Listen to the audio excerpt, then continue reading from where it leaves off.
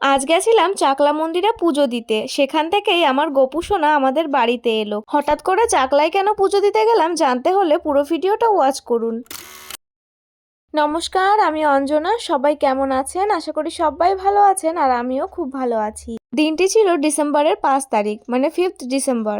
এই দিনটি আমাদের বাড়ির প্রত্যেকের কাছেই একটা স্মরণীয় দিন। কেন, কি বৃত্তান্ত সেটা না হয় পরেই বলবো, ভিডিওটা ফুল দেখুন তাহলেই বুঝতে পারবেন।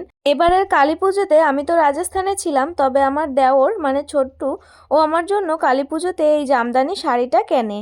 শাড়িটাতে রেড আর গোল্ডেন কালারের ফুল বডিতে এরকম ওয়ার্ক করা আছে, আর আমি একটা রেড কালারের ব্লাউজ দিয়ে এই শাড়িটার সাথে পেয়ার করে পরেছি।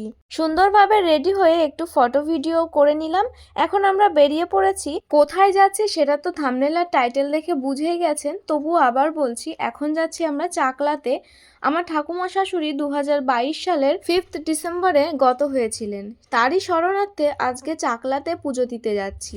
চাইলেই কোনো কিছু বাড়িতে করতেই পারতাম, তবে মনে হলো ঠাকুমার নাম করে যদি ঠাকুরের কাছে একটু পুজো দিয়ে আসি, এবং যদি কিছু গরিব দুঃখীদের আমাদের সামর্থ্য মতো একটু সাহায্য করতে পারি, তাহলে তারাও হয়তো আমাদের ঠাকুমার আত্মার শান্তি কামনা করবে। সেই উদ্দেশ্যেই আজকে চাকলার দিকে আমরা যাচ্ছি। বাড়ি থেকেই মোটর ভ্যান রিজার্ভ করে আমরা বাড়ির প্রত্যেকে মিলে চলে গেলাম চাকলায় যাওয়ার উদ্দেশ্যে। আর রাস্তায় পড়লো অনেক পেয়ারা বাগান, কারণ বদর হলো পেয়ারা চাষে বিখ্যাত।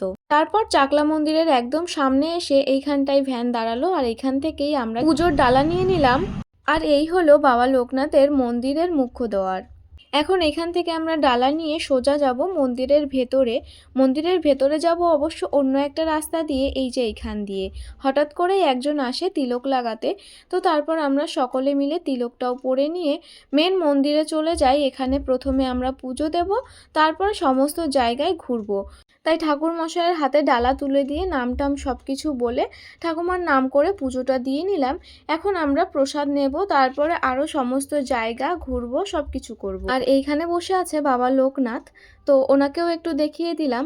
সত্যি বলতে কপালে না থাকলে কিছুই হয় না। আমরা কিন্তু একদম লাস্ট মিনিটে এসে পুজোটা দিয়েছি। ভগবানও হয়তো চাচ্ছিল ঠাকুমার নামে এইখানটায় আজকে পুজো হোক, সেই জন্যই হয়তো এত কিছু।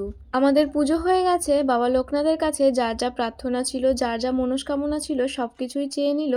আর বাবা লোকনাথকেও বললাম তুমিও ভালো থেকো, আর ঠাকুমার আত্মার শান্তি কামনা করি, ঠাকুমার আত্মা যেন যেখানেই থাকে ভালো থাকে। এত কিছু বলতাম না, না বললে আবার অনেকে নাটক ভাববে, অনেককে অনেক কিছু ভাববে। তবে মনে যা চেয়েছিল সেইটুকুই বললাম, আর শুধু ক্যামেরাতেই বলিনি, সেটা বাস্তবে ভগবানের কাছে গিয়েও বলেছি। বাবু, আমার বর আর আমার দেওর তিনজনেই গেছে টোকেন কাটতে। এদিকে আমি আর মামুনি মিলে একটু ভিডিও করে নিলাম। এখন কয়েকটা ছবি ক্লিক করব।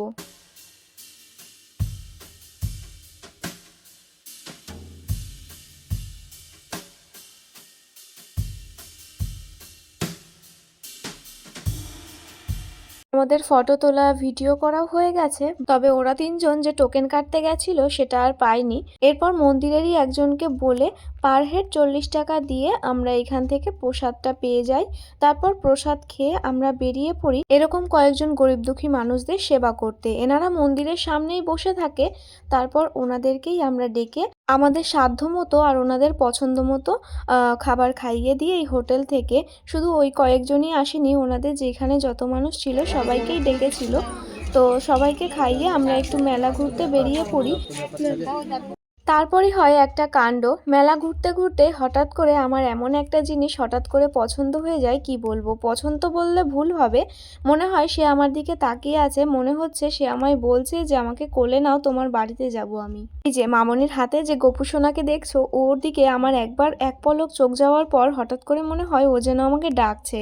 তারপর দ্বিধাবোধ না করে গোপুকে আমি নিয়েই নিই আমার বাড়ির গোপু সোনা হিসেবে। এইখানে কোনো নেগেটিভ কমেন্ট কেউ করবেন না, যদি পারেন কেউ কমেন্ট করবেন না, তবে কেউ যেন বলবেন না যে পিতলের গোপু না নিয়ে পাথরের গোপু কেন নিলে। আসলে ও মাটির হোক বা পাথরের হোক বা পিতলের হোক, ও যে আমার গোপু সেটাই আমার কাছে এনাফ। ও যে আমার কতটা ভালোবাসার আর কতটা কি সেটা না বললে বুঝতে পারবেন না। যাই হোক, তারপর আমার বরের কিছুই পছন্দ হচ্ছিল না। লাস্ট অবধি এই সাপটা ওর পছন্দ হয়, আর সেটাকে কিনে গলায় পেঁচিয়ে মহাদেবের মতো হাঁটতে থাকে। মেলা থেকে বেরোনোর মুখেই দেখি এই ফুচকাওয়ালা দাদুকে। আমার বর হঠাৎ ফুচকা দেখে বলে, আজকে দেখি তুমি কত ফুচকা খেতে পারো। এই বলে আমাকে চ্যালেঞ্জ করে। আমি প্রথমে ভাবি হয়তো ফান করছে, তারপর দেখি না, ও খুবই সিরিয়াস।